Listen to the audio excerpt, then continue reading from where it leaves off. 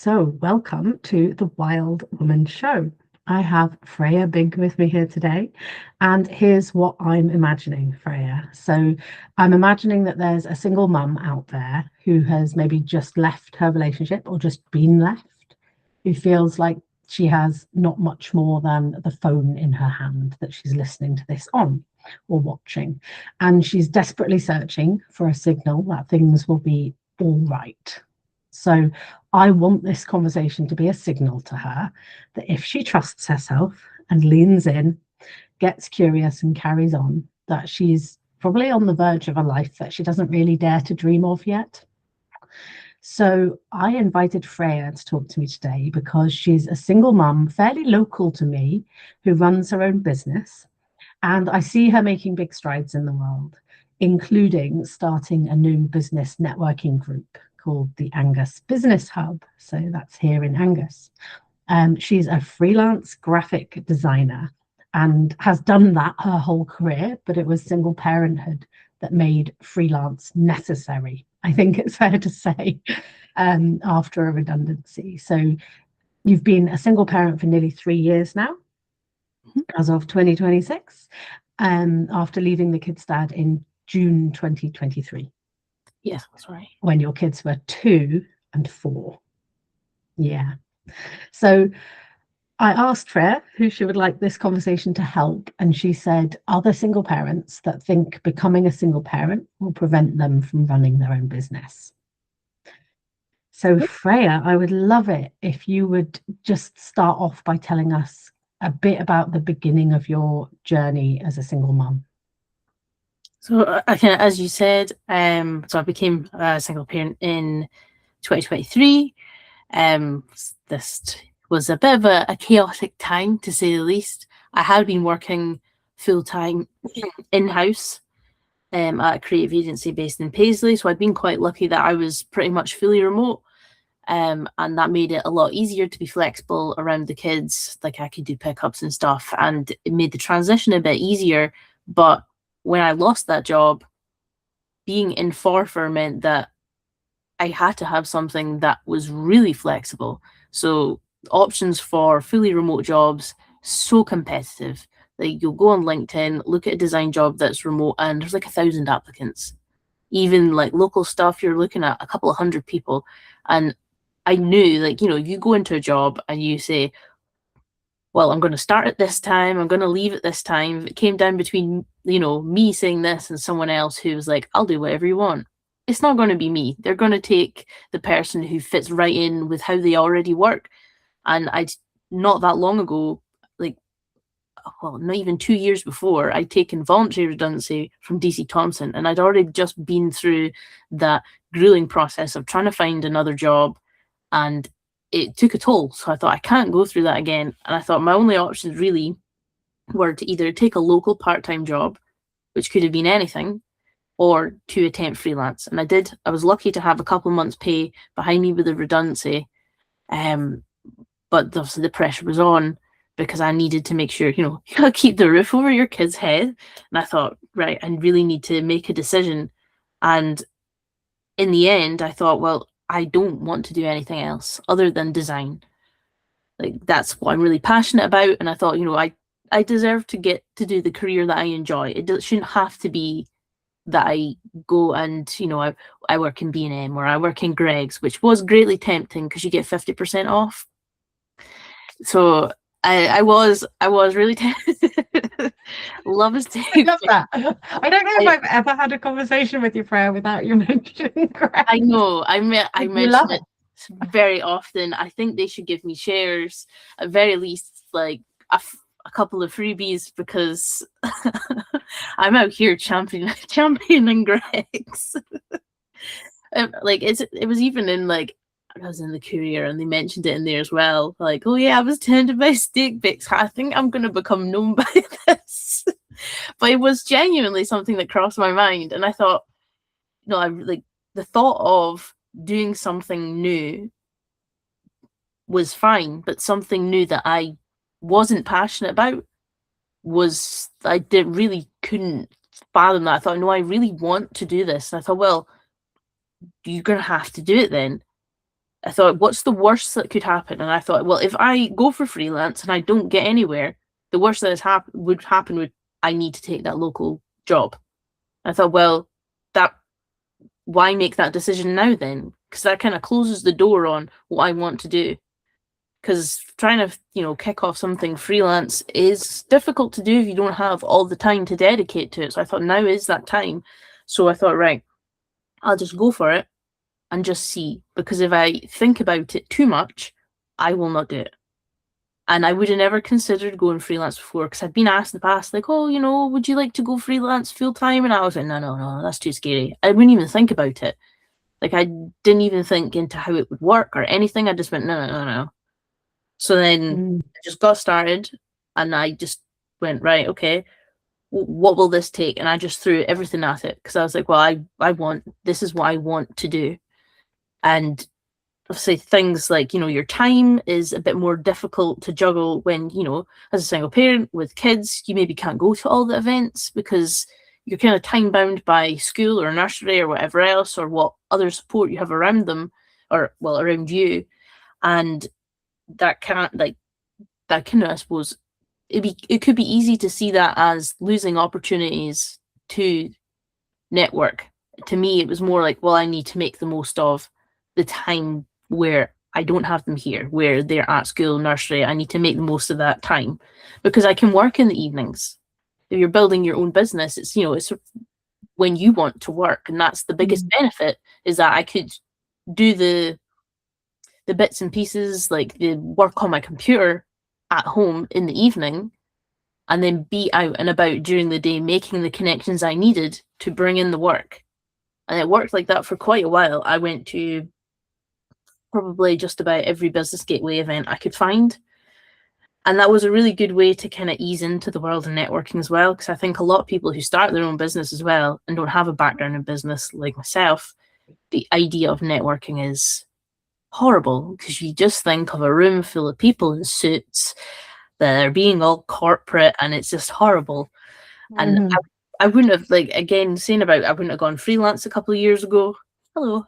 I'm joined by Ollie, for those listening, my 9-year-old son. So now it's a three-way conversation. Carry on, Freya. Yeah. But yeah, I lost my train of thought there. So yeah, your ability to go to networking, and you were treating it as kind of like, I'm really going to make the most of the time that I have. Yeah. So it's interesting to me, and I think it's always really useful for people listening to hear, what was the setup in terms of, did you have sort of practical support around you? Was it just literally like school and nursery childcare time that you had to yourself? Yeah. What was the kind of setup for you? I'd say mostly it was just school and nursery time. Obviously the kids they go to their dad's kind of mostly every weekend. At the time it was every other weekend, and then like one night during the week. So again, it wasn't a lot of time to myself or to really expand on the time I had for my business.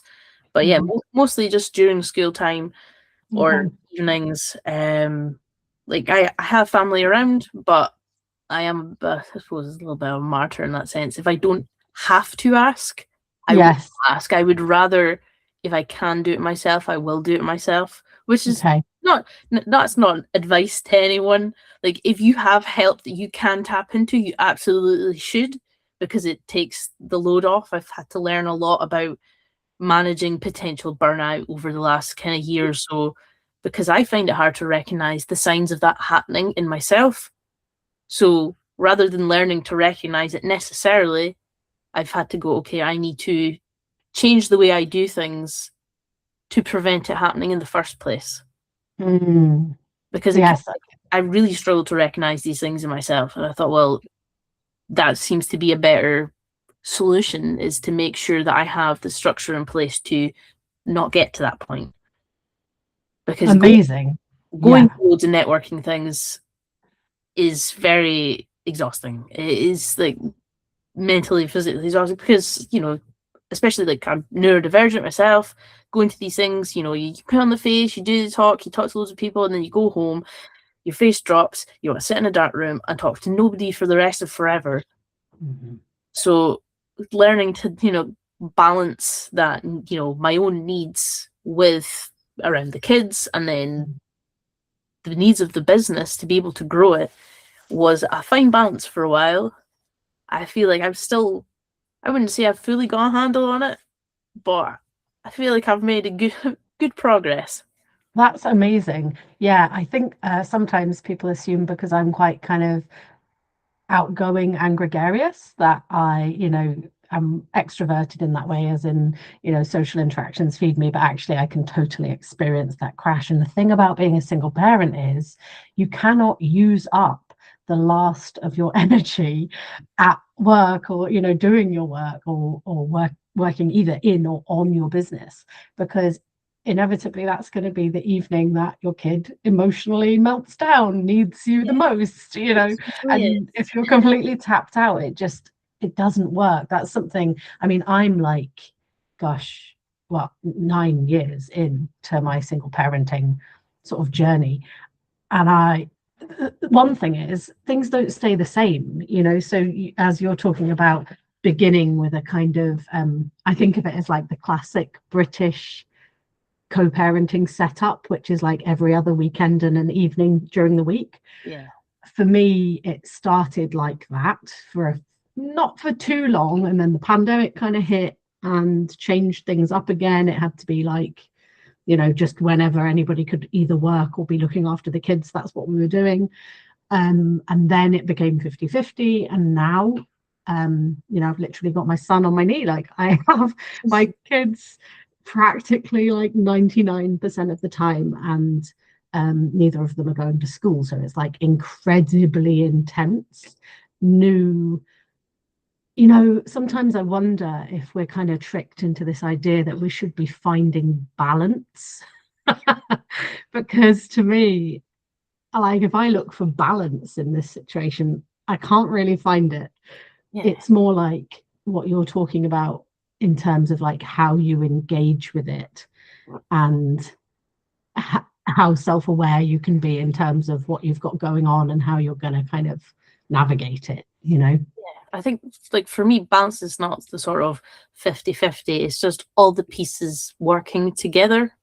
Mm-hmm. So there's not too much of one thing that I can't do another thing. So I've not burnt myself out on work, so I find it too difficult with the kids. So that's the kind of balance that I see, because it's really difficult to fit all those pieces together, and maybe some days it won't quite jam together, but I just try my best.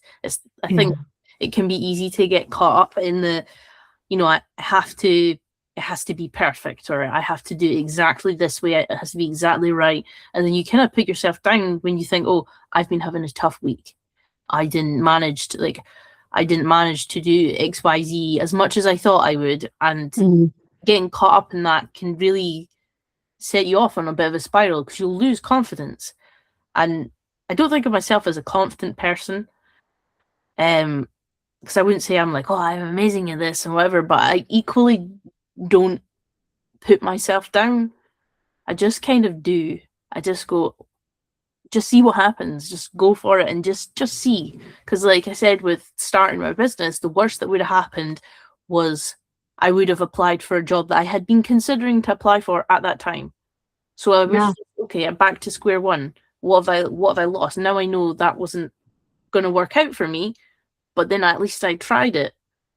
Or maybe it wasn't going to work at that time, and I would have learned from that and then just kind of moved on with it. But I was lucky in that I'd say I'm very stubborn. I just thought, no, I really want to do this. I'm just going to do it. And I hit the ground running, and I don't know if I could go back to being an in-house designer anymore. No, not when you've had the freedom. I know. It's interesting to me. It's almost like I hear you ticking off this kind of bucket list of the features that I see in a lot of single parents, because I've coached some single parents and other people as well, but when I look at single parents, I'm like, stubbornness, yes, that like you say, it's not confidence, it's this kind of sense of like putting one foot in front of the other. Absolutely. And learning as you go. But then also, way back in our conversation, you mentioned a slight sort of slightly toxic independence. Where it's like, if I can do it myself, I will do it myself, which I think all of us could do with working on. But frankly, like in the beginning of your journey, when you're learning not just to trust other people again, but to trust yourself primarily, it's like actually the one person that you can lean on, trust in, is yourself. Yeah, And honestly, you've been through, say, like a difficult relationship, and you do kind of question your judgment after that. Like, well, made that mistake, this could be a mistake. And I just kind of think, well, okay, I made that mistake and I got through that. I'm sure if this is a mistake, I'll get through that too. Yeah, for sure. I've often thought to myself, you know, after various things have happened, you know, some of the more intense ones, I've been like, well, if that other really intense thing wasn't the thing that broke me, then I'm really not going to let this thing be the thing that breaks me. And it's kind of unfortunate that it often has to be like that for single parents. Yeah. I feel like you get sort of tested up against these things and realize that you're a lot stronger than you ever really thought you were. Yeah, I do think sometimes, and I think a lot of single parents will probably relate, that sometimes you do get tired of feeling like you have to be strong. People go, oh, you're so strong, I admire you so much. And I'm like, but I don't want to have to be. I would like to be a little, I don't know how to describe it. I'd like to not have that need to be strong, but you do. And it's unfortunate. I think that, I think a lot of people will relate to that when you just think, I'm just tired of having to be strong. And I think I'm trying to think how to word it, but I suppose I've kind of come to peace with it. I just don't, because I don't want to be that person who's like, oh yeah, I'm so brave and I'm so strong. I'm like, no, I did this because I had to. I'm proud of what I've achieved, but it shouldn't have had to be this way. I love that, Freya.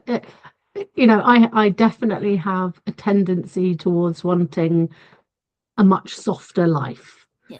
You know, than some of what the last decade has delivered to me to kind of pit myself against. And I really believe it is possible for us, you know, and I think in some ways, some of what we go through is to show us that we do have agency over how we feel, no matter what the circumstances.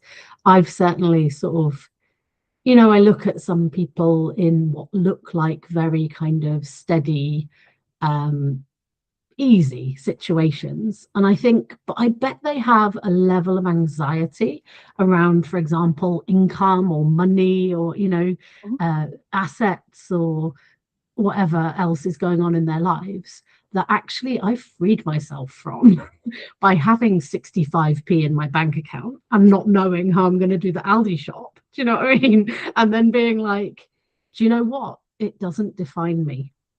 Like, I have to not let that define me because I've done so much to free myself from those kind of ways of like making sense of who I am or defining, you know, what I'm worthy of. And yeah, it's quite a journey, isn't it? It definitely is.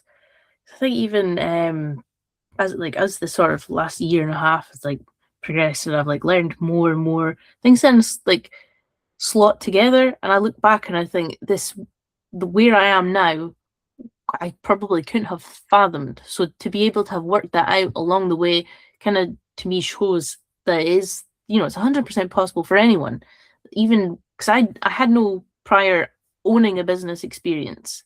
I'd done, you know, bits and pieces in the background of like building various things online, but it had never been something that made money. That was the bit that was the piece of the puzzle that I had never previously figured out. So Yeah, that was always going to be the challenge for me, was to like, okay, well, I can make up an idea for a thing that I'm going to do in my sleep, but like to make that into a viable business was something else. And that was quite scary because, you know, you feel like you're playing with your child's well-being almost. Like, you know, if I don't make this work, then what happens to everything else? And I was like, I'm still on universal credit now. Like, I haven't exceeded their income allowance or whatever they call it. And that was a big support to me through the first year, because they do a startup year. So they will judge your income on exactly how much you earned for that first year. And then after that, they apply a minimum income floor. But that first year meant that if I had that month where I earned little to nothing, then the rent is paid. Things would be tight and it wouldn't be not ideal, but it meant that I was never putting them in that situation where I'm like, well, we might lose our house. We might have to move. We might have to do whatever. And I know a lot of people do still subscribe to a lot of the stigma around universal credit. People think it is people who are not working, who don't want to work. And I've actually encountered this a few times in business circles quite recently. And I am quite, like, I'm not sure how to word that either. Like, I'm very adamantly against this mindset, because of course there's always going to be people on the extreme end of any spectrum, any situation in life. There will always be chancers. There will always be people who will do something negatively in any walk of life. Like, you have good people, you have bad people. It's always the way it's going to be. But there are so many people, like most of the people that I know personally that are or have been in receipt of universal credit are people who are working. Some have multiple jobs, who are people who are just trying to make it work. And I think there might be a lot of people out there who maybe become a single parent and think, well, they've just got their wage, and maybe think that they wouldn't be entitled or shouldn't be entitled. And I would say to have a look, kind of put aside any preconceived notions of what universal credit is or isn't. And it is that sort of what I mentioned earlier. Look for the support that you can have, because that's not just, your people and your friends and stuff around you. It is stuff like universal credit. If that's the difference between, you living your dream life and making a business work, that's what it's there for. It's not just, the people who don't want to work and that's what they live off of and all this nonsense. It is meant to be to help people get into work. This is what it's here for. So use it. It's a resource. Do use it. Yeah. It made things possible for me. I don't think that I would have had the progress because it had taken that pressure off. And childcare is extortionately expensive. And you started when your kids would have still been in childcare? Yes. So my daughter's still at nursery, and she'll be starting school this year. There's actually a question over whether the after school club will still exist after summer. Isn't there always? I thought, they all seem to be, just disappearing. So that's even something that I've had to contemplate. Like, okay, well then how will that affect my work hours? And then put a plan into place just in case, so I know that work time is secure. And then that was again sort of talking about, leaning on people around you. I did then go and speak to my mum and be like, if I need a couple of hours at the end of the day, could you come and just hang out with them for a couple of hours so I can finish my work day? She's like, yeah, absolutely, no problem. So I suppose that in itself is like a sign of the progress of right at the beginning being like, I'll do it all myself. I'll take it all on my shoulders. That's it. To being like, no, actually, I do need help. And that's okay to need help. It doesn't mean that I'm not succeeding. It means that I'm giving myself, I guess, space to do more or less pressure to do better. Or do it all at once. Yes. Like, yeah, some of the messaging that we get as women about doing everything all at once.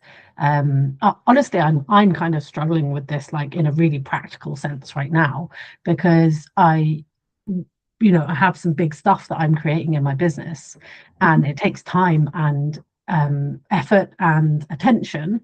That I also have the kids here, and I want to be an excellent mum, and that's always been something I'm not prepared to sacrifice, along the way. But I do feel that sometimes, like, just my son is literally writing on the whiteboard right now, please stop like recording this podcast, because he wants my time and attention. And I'm like, I have to balance, like, the ultimate mum guilt at the same time as being like, do you know what? Like everything I do is aimed at giving them a better life, a better mum, more financial security in terms of like what I'm creating. But this balance is very impossible, man. Like I'm 9 years down the line going, yeah, you want me to stop, Ols, but this is what I'm doing right now, and you can be here with me, but I'm not going to stop until it's finished, okay? Wow. In action. Great. Yeah. But the universal credit thing and the minimum income floor, when I became a single mum, it was working tax credit, and that didn't exist. It was all pretty much like it is for the first year of universal credit, where whatever you earned was kind of balanced out by working tax credit, which was a lot fairer for somebody. I mean, there are lots and lots of very eligible reasons that you would need that support in life. So single mum or single parent is just one iteration of that. But like knowing that through lived experience, I think creating a business that's completely viable within a year as a single parent with all of the other stuff that you have to go through and meet in that 1 year, which is presumably like the relationship breakdown, possibly moving house, possibly having to rejig your work situation, possibly have childcare, how that's going to work now, having people to help or not. I know, Ols, I know. You can come sit with me if you want.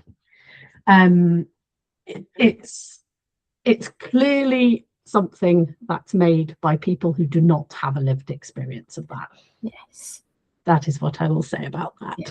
And I do find a lot of people that I've heard make comments in regards to like things like universal credit being only used by people who don't want to work have been people who've never had to have that experience. Like when I've started to talk to other people about it, there have been people who have very successful businesses that have gone, oh yeah, actually, I had to rely on universal credit a couple of years ago because my business was going through a rough patch, or there was this and that, and that's what helped them get through. I'm like, that's exactly what the support is there for. And if that's something that makes your business, like, start kicking off your business viable and gives your kids a better future, then it absolutely, like, take it with both hands. Because like I wouldn't have qualified if there had been no childcare. So like you, I would have had my kids at home. My son would have been in school, but my daughter would have been at home the whole time. But then I wouldn't have been able to do the way that I kick things off with going to everything in any event that I could get my hands on. And I might have not had the same progression, because for me, I needed to get out there, because Dundee particularly, I'd say, is a very almost creatively saturated place. There are a very high number of design businesses. So to be in an area where agencies can do everything you can do and more, to find work seemed like it was going to be a challenge. But then I thought, well, what sets me apart from those agencies? And it is that I am a person. And people like, you'll say it all the time, people buy from people, so they have to meet me. I am the differentiating factor. They're not going to see, big agencies aren't hanging out at Business Gateway events. Well, I mean, most of the time. I love that. And one of the things that when I asked you what success meant for you, in the kind of pre-show preparation, you said being able to fit around the kids' lives and be there for them when it matters. And I do think that, although technically it was a choice for you to become self-employed, and technically it was a choice for me to become self-employed, actually, if you look at the logistics and the dynamics in that choice moment, with inverted commas, it's like the choice was between busting a gut for a minimum wage and burning yourself out and then having very little time, money, or attention for your kids, or taking this punt on yourself and believing that the possibility exists that you're going to create something that's not minimum wage income, that gives you more time and more freedom, and that more importantly, like, you know, from a feminist point of view, like uses your actual skills. Yes. You know what I mean? Like, that's not just labor for money. That is creatively inspiring for you. Yes, because I think like I could have done if it was only just about the kids, because obviously they're a big priority. If it was just about the kids, I could have done anything.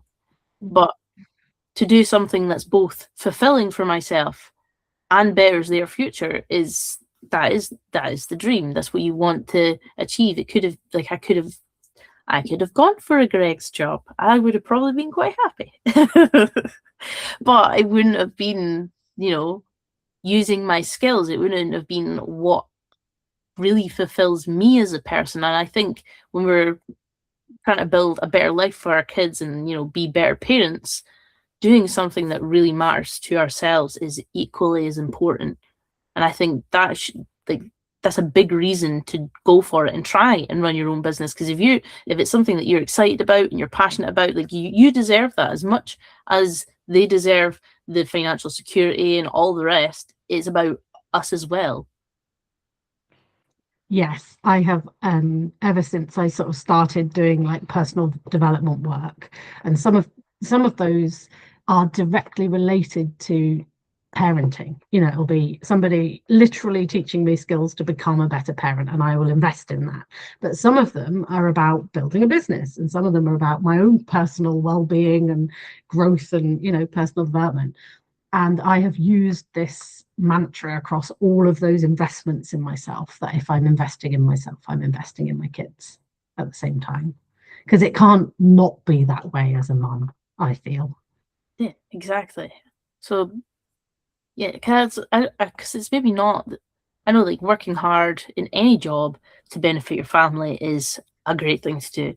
But when it's something that benefits the whole family unit, I think that there's a much stronger foundation, if that makes sense.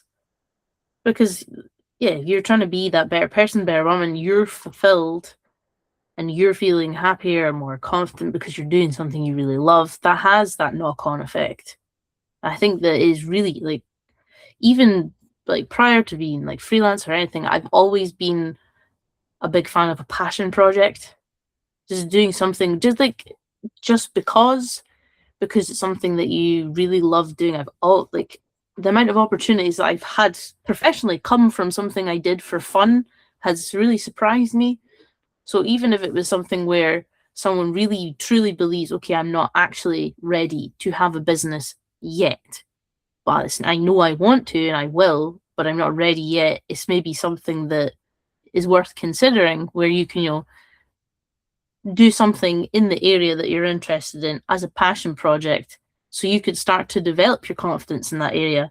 It's kind of the same way as how I went to all these business gateway workshops, was because I wanted to build up those networking skills, but in a way that felt comfortable to me. So going into a room full of businesses that were all there giving each other their pitches sounded terrifying to me. But going to a workshop where the focus was on the workshop and you could just start to chat to people in the room and then get used to being around people in a business context, that was sort of my gateway into becoming more comfortable with that. So if there are ways for, you know, someone to have that gateway into running their own business that makes it feel less pressured, then I think that's a very important thing to do. Find your way of making things feel a little less intimidating. I find it really interesting too that that's been like a real sort of stretch zone for you in terms of like your comfort area, and like what was, you knew it was, or it feels like you felt it and knew it was an important part of your business journey, and it's kind of come full circle in that you've actually started a business networking thing yourself. Which I think a lot of people go, you do a lot of very social things for someone who's really not that sociable. And I think because it is part of the launch of Angus Business Hub was related to this, because having, like, we have an online Facebook group, so as a Facebook community, and I was thinking of exactly people who were in that position where they needed a space to be around other business owners, but in a way that worked for them. So when I thought, right, we need a Facebook community, I was thinking about, people who have a shop, so they can't be at daytime events. A lot of the events are during the day, or, like single parents, so they might be with their kids all day, or they can only do evenings or this. And there's lots of reasons that a lot of people miss out on that support from peers, or whether it's actual, professional business support. They're missing out for a variety of reasons.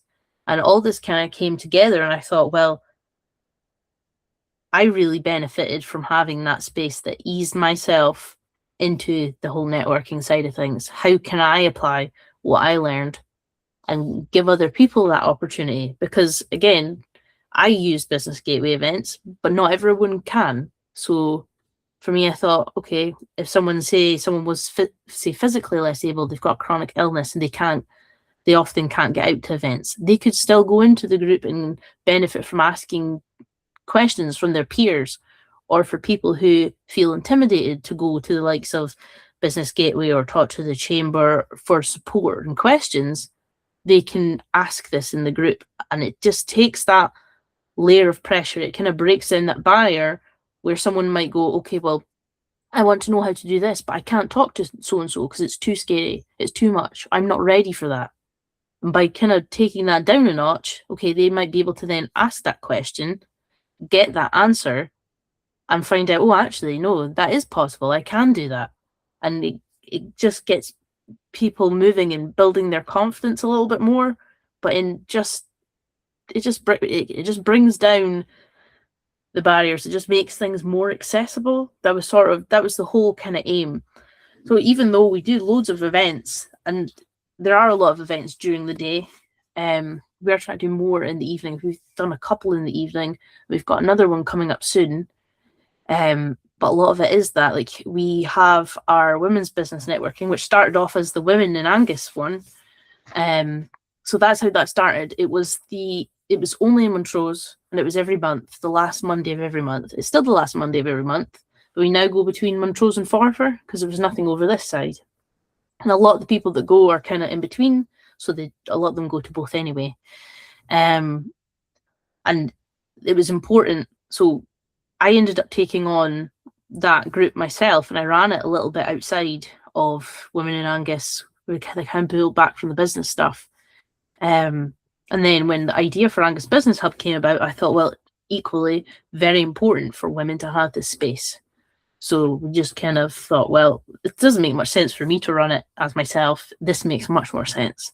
So having these safe spaces, we did actually attempt to host a child-friendly networking, but I think it was to be during the holidays, and I think people had already made plans, so we did end up having to cancel that. But the idea was to be at a soft play, so we were to have hire out the soft play place, so everyone would come and basically pay what essentially they would normally to come to Frosties in Forfar, and we would have the whole place ourselves.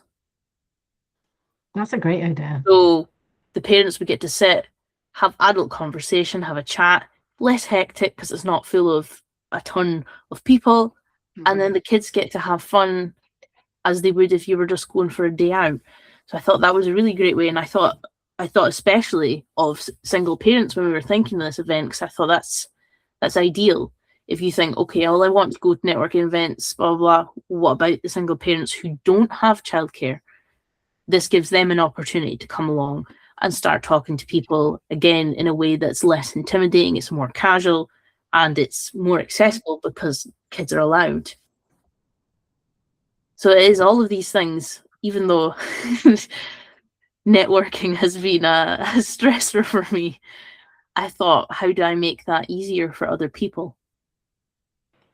I love it. I think so many businesses are born from that place.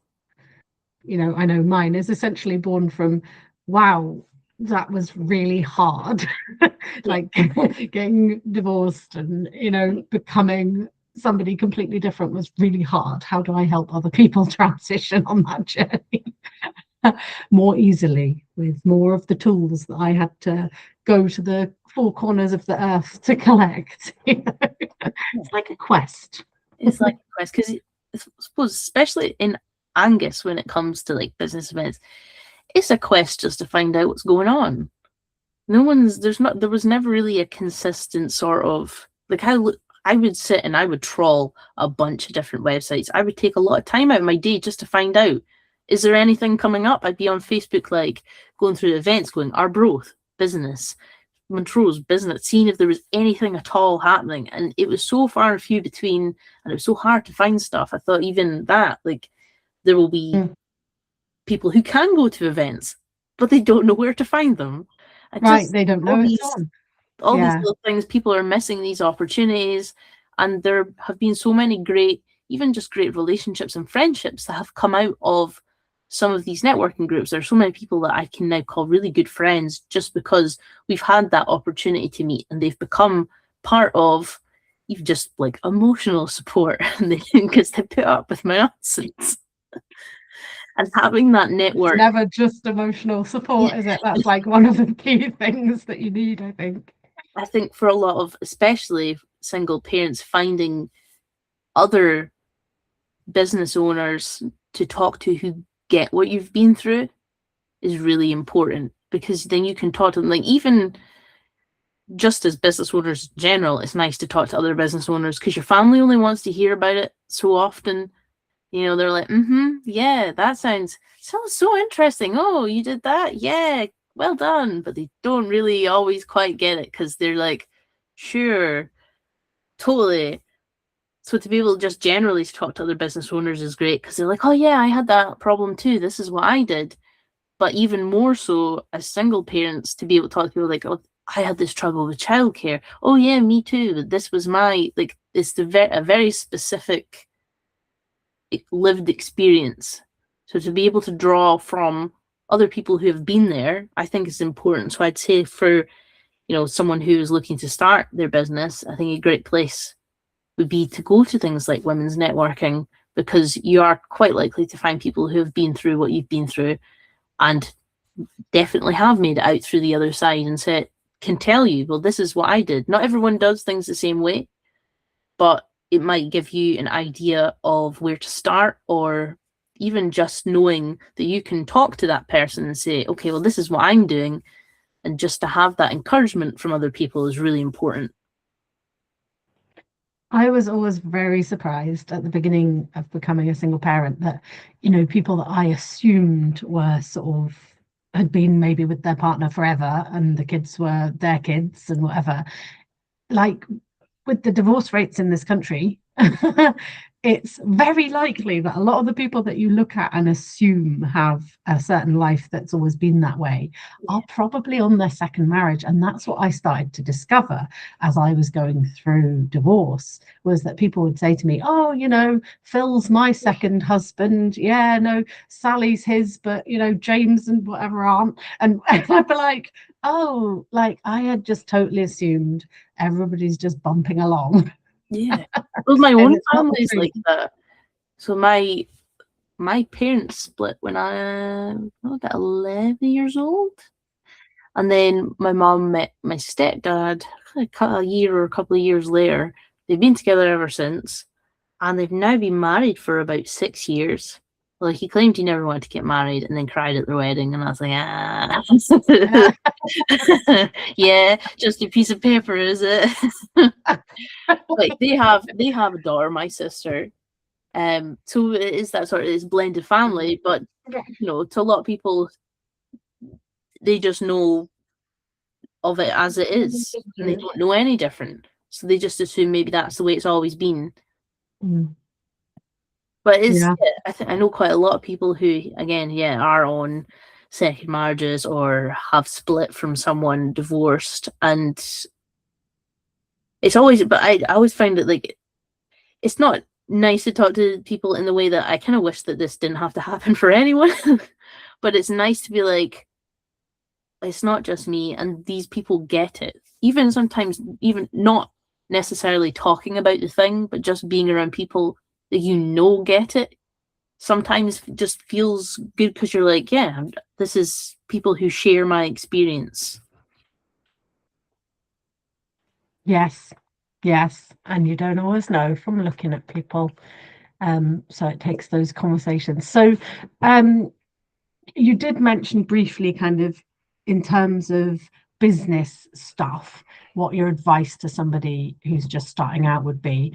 I'm interested also in the kind of generally to anybody who's just become a single parent, if you were to give them advice, not that we like to give unsolicited advice, because honestly, I think that's one of the worst things about being a single parent is how many people think they have useful advice for you.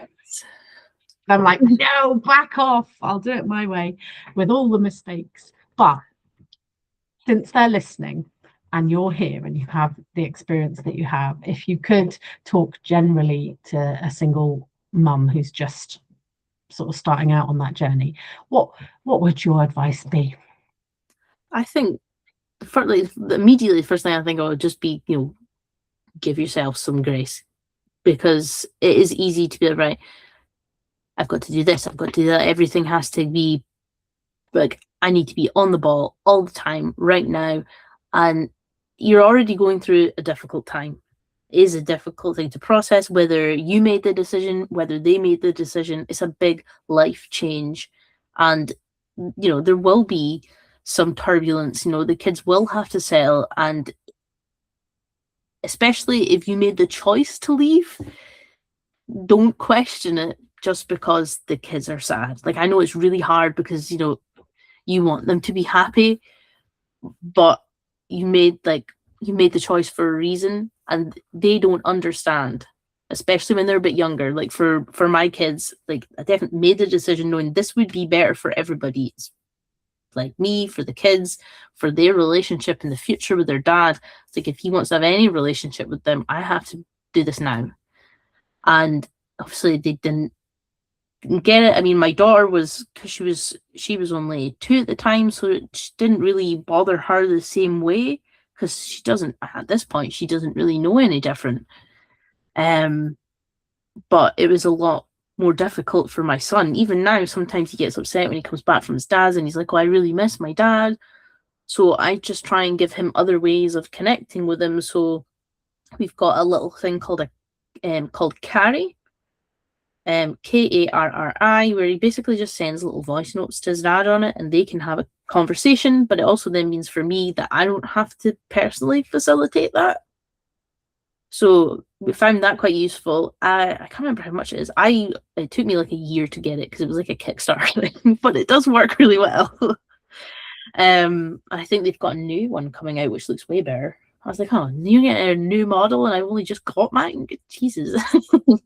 But something like that, like even having, so I made a box. I got a wooden box from Hobbycraft and I got the kids to decorate it, and we called it the daddy box. So when they miss him, they can make drawings or things that say they've got like a sweetie and they want to save him a sweetie for when they see, and they'll put it in the box. And it gives them something where they feel connected to him in the moment. And then it helps them deal with and process these feelings. And it also means that I'm not like, oh, it's like, oh, I don't want to hear that. Which is like, as harsh as that is, like, especially when, they've been at their dad's all weekend, they come home, my son's like, I miss daddy. I'm like, you saw him 30 seconds ago and I haven't seen you all weekend. Thanks.